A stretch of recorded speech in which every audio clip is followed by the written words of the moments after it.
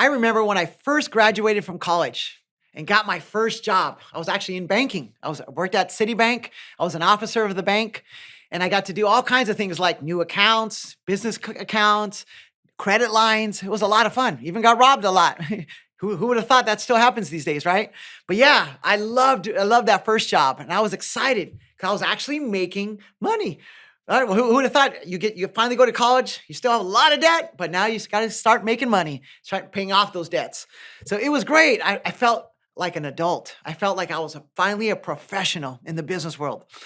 But I remember at times I was attending a small church at the time. Maybe I should start attending some of the annual business meetings. I got to figure out what's going on in my church. I should probably be more active, be an adult now. I'm not just a kid, and partake.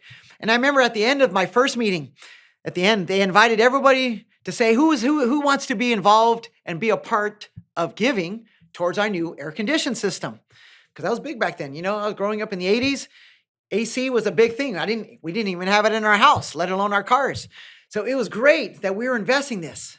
But I remember our church board asking who would like to participate, who wants to be a part of the giving towards this.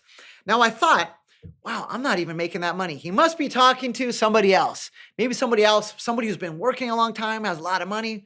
I sure ain't rich. How are we going to make this happen? But also I started thinking, at the time I was also serving as a youth leader, served in the youth. And we were in an upper room, and it was hot, especially during the summers. It would get over 100 degrees.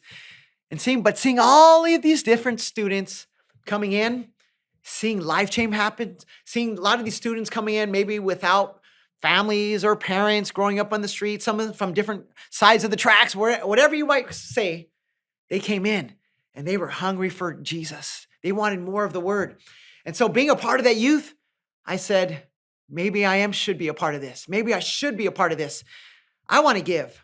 And they started asking for people to raise their hands. So I raised my hands and I said, $250. Now that was a lot for me. Still is now, but back then still, it was a lot more money because I had barely started working.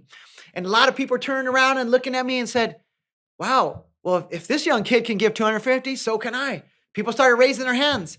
And that same night, we were able to raise the money that we needed to put in the air conditioning system. Praise God for that. But what I'm trying to tell you is, I didn't have that much and I wasn't making that much, but I wanted to give because I got to be a part of something much bigger than myself. Life change happening. In the book of Luke, chapter 12, 33, sell your possessions and give to those in need. This will store up treasure for you in heaven. And the purses of heaven never get old or develop holes. Your treasure will be safe.